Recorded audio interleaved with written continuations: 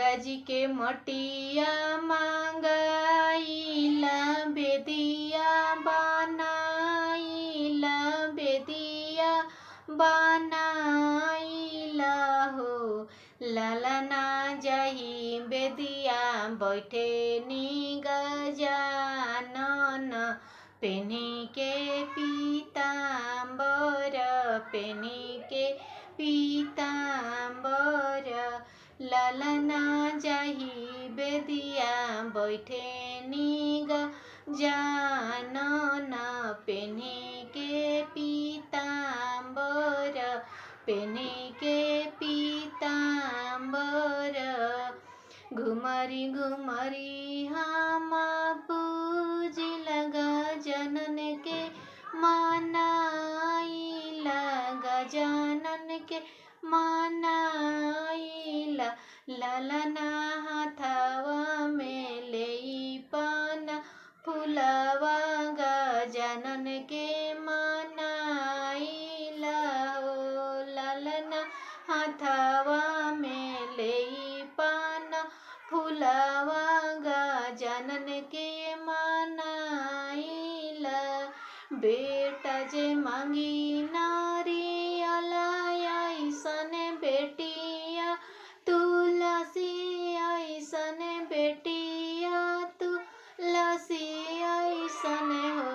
गजानन पूरा करी हमरो यारा मनवाई हे बर मांगी हे बर मांगिला हो।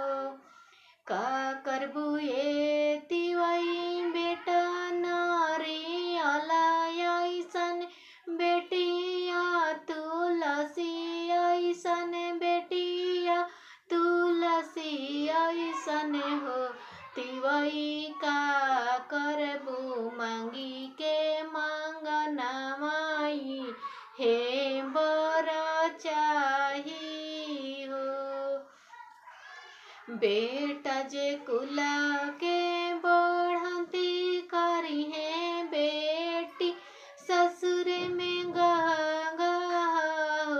ए गजानन हे आशीष हमके देहूँ तजियारा जुड़ाई है तजियारा जुड़ाई है हो। बेटा जे देबो नारियल ऐसन बेटिया तुलसी ऐसन बेटिया तुलसी ऐसन हो।